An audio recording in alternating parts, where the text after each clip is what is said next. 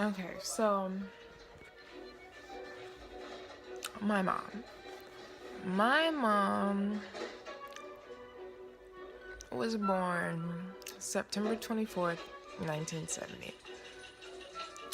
She was born, I think she was born, full term, but something happened and the story is she passed away when she was a baby and they brought her back to life. When they did that, something happened to her brain. So from then on, she was disabled. And then, she had me, but, I don't have a disability. But growing up, I stayed with my grandma until I was about, I want to say like 8 or 9 years old. And then I went to live with my mom. My mom would live, like, she used to live with her mom, my grandma, until I was like, I don't know, 7. And then I guess, she was in this program for disabled people, and they were trying to help her become more independent. So they had her staying with, like, I guess it would be like a caregiver. Basically, it was this family. They were white. They had, it was the mom. She was like, I don't know, I think like 40 something. She had her son and her daughter, and they were like 5 and 6. And then her other son, who was like 20 something, and they were all living in the house. So my mom went to live with them to get her independence, and then I went to live with her. So somebody was at the door. So I went to live with her, and it was me and her in this, like, it was a bedroom with our twin beds, and we would just stay in there. I don't really remember too much. I know that we would walk to the grocery store a lot. We would go on outings, that's what they called it, like to camping and stuff like that. I had fun. I didn't know anything. I didn't know I was different, or like my mom was different or anything, until I got older. But so we stayed with them until I was about, I want to say, maybe a year or some months. And then after, I guess they felt like she was ready to go to her own place, she got an apartment, and we used to stay in. First, we moved. Let me go back. So we lived in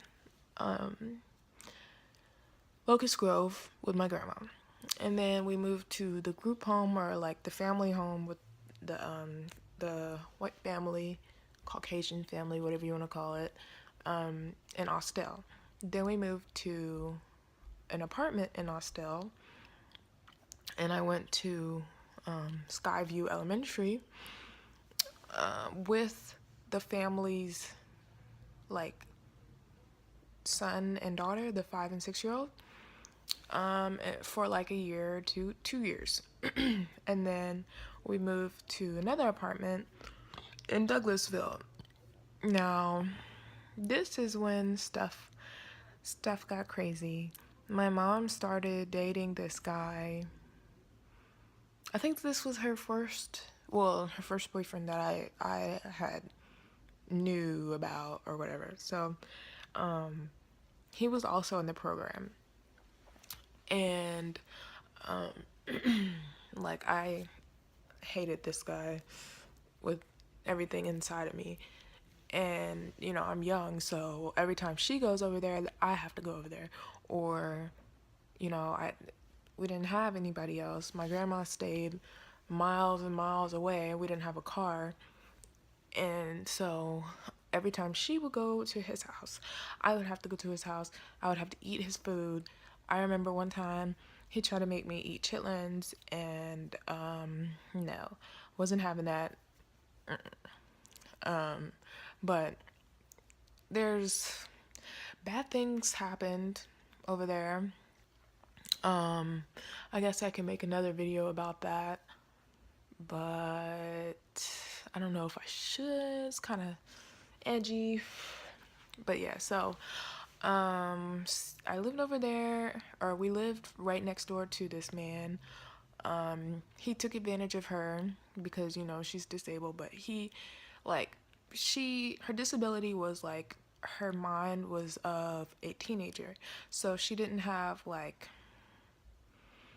basically she didn't know like what decisions to make, or like smart decisions, or like, she knew right from wrong, but like some things were like questionable. So also like reading was kind of tough for her, and math and stuff like that. So the guy, her boyfriend, we're gonna name him Craig. So Craig started dating her or whatever, and then started taking advantage of her. So he would buy stuff with her money and use her credit to get stuff, and she didn't really see anything wrong with it because she was in love and she thought he loved her. And then I guess like closer to when we moved out, my mom had this friend, and they were all in the program. So, you know, I was with all of them. Mom had this friend, she was in a wheelchair. Sometimes I would do her hair, like just put it in what are those drawstring wigs, and she would pay me like $5 here and there. So my mom had this friend. Turned out her friend, we're gonna name her Shelly. Shelly was creeping with Craig, and it got really real. One day I remember we went to Shelly's house, and it was me, my mom, Shelly, and Craig. Shelly, I don't know what the argument was. I guess Craig didn't want to leave my mom or something. So Shelly, I remember she broke a glass cup and cut her wrists. Like, literally cut her wrist in front of me. It was crazy, pretty graphic.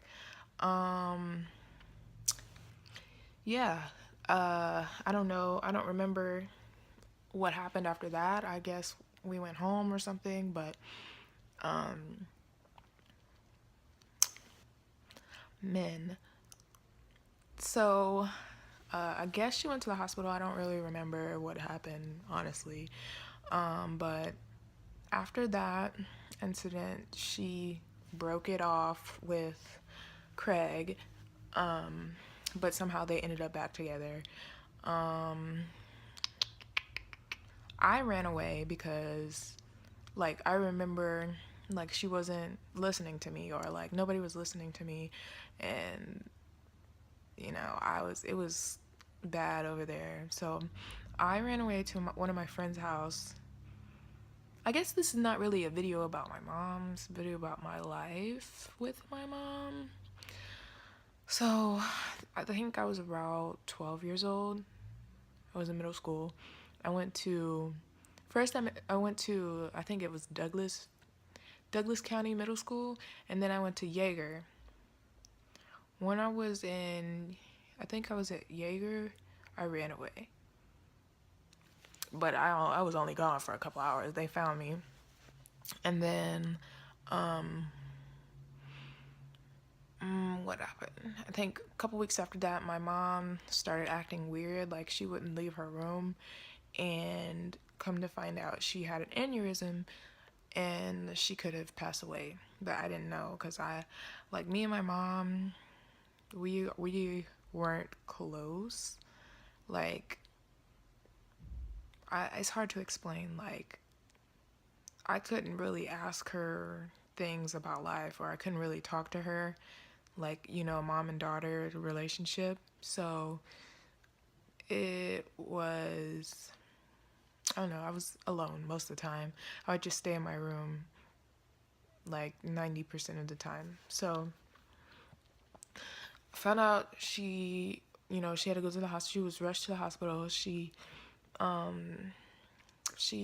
had an aneurysm, so she was in the hospital for like a week or two. And I was crying. It was pretty intense because she could have died, and I was like 12 years old then. So after that, she got better. Then we moved to Kennesaw, close to. No, we moved to Kennesaw, and then I went to Pine Mountain Middle School, and like there, I made friends or whatever, but it wasn't, the same. Couldn't really talk to my mom. That's about it. She just went to work. I came home, she cooked, I ate. We were just living together like roommates, basically. I couldn't really ask her about school, or like for help on things because she didn't know. And yeah, so we stayed in Kennesaw for like a year, and then my grandma moved like in a neighborhood. I don't want to say the neighborhood. Well, I guess I can because I don't live in Georgia anymore. So the neighborhood was called Ridenour, and Ridenour had like multiple neighborhoods inside of it. So there would be one apartment complex. There'd be like 5 apartment complexes, and then like townhouses, and then houses inside of this neighborhood. So we lived in one apartment complex, and then my grandma lived on the hill in another apartment complex in the same neighborhood. So I would go to my grandma's house like every day to eat extra, and I gained like so much weight. It was lovely. But the reason why my grandma moved closer is to help with me, I guess, or like to be just in case my mom got sick, she could help or whatever. So we stayed there for like 2 or 3 years, and then we moved to we moved to Decatur. But while we were there, my mom, I don't know if I should say that. She had a lot of friends, if you know what I mean. So, I mean, that wasn't really a good example, but she was disabled. She didn't really know that she was just being taken advantage of. And I'm a kid, so I don't really can't really say anything. But so after living there for 3 years, we moved to Decatur, and like all during this time, I was like bad. Like I would be out, I would stay out. There would be times where I'm pretty sure that I probably wouldn't have made it back home at all because I was just doing crazy stuff. But we lived in Decatur for like a year. Then we moved to Clarkston. Clarkston is like the end, basically. I went to college. I started going to college. My mom had this boyfriend again. He was also disabled. But for some reason, she wouldn't move. She wouldn't like leave Clarkston. And so one day I came home from college. Was it college? It was college. And there was this lady there talking about like you were smoking, and we can get a warrant to check your room and drug test you and get you removed from the lease. And I'm like, what are you talking about? Like, who are you? Who are you? So, basically after that, I felt ambushed, and I'm just like, you know what, I'm gonna go stay with my grandma. So I took my stuff and I got on the bus and I went back to Kennesaw, and I lived with my grandma from, I want to say it was 2012, 2011, 2012, I don't know, 2012 to 2013. And then I'll just say I went to Vegas to work, flew back to Georgia, then went back to Vegas, met my fiance, got pregnant, and like all throughout like the years that I was gone from 2012 to 2015, I did not talk to my mom at all. Like no conversation, no how are you doing, no letters, no calling, nothing. But like when I became pregnant, I'm like starting to realize, that's my mom. Like she she couldn't help it. She can't help it. And I started to try to work on our relationship. So I invited her to come with my grandma to come see us, come visit. It was around my birthday of 2015, August 2015. And she came and she had a good time. And when they went back to Georgia, um, my I guess I was trying to like contact her to see if she would come back to meet Deviar when I had Deviar. So I was gonna invite her. Well, I tried to invite her back around Christmas time, but she said she didn't know if she would be able to make it. So um that was, I think the last time I spoke to her was August, like the mid August, and then on September 11th, I got the news that she had passed away. Um, and it's just like crazy because you don't really think that your parent is going, you don't know when your parent is going to die, or like, when they're going to leave this earth. You don't think about it. And it's just crazy to me because it's like I was trying to get our relationship back together, or like back, do something, to have us be okay, get her in her grandchildren's life. But it was too late. And I just have a message that if your parents are still living, make the most out of it. It doesn't matter if y'all are fighting, or like um like they did something or whatever. Just forgive and forget, because once you lose your parent, it's like it's just this undescribable pain. Because I didn't know my dad. My mom was all that I had. Now she's gone, and it's kind of like I feel like I have no one, even though I have my grandma and my cousins and my aunt and them. But it's just like, that's your mom.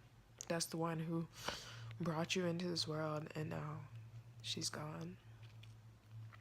But that's just a little story. I have like stories within, like stories connected to this story, if that makes sense. If you want to hear them, then just let me know.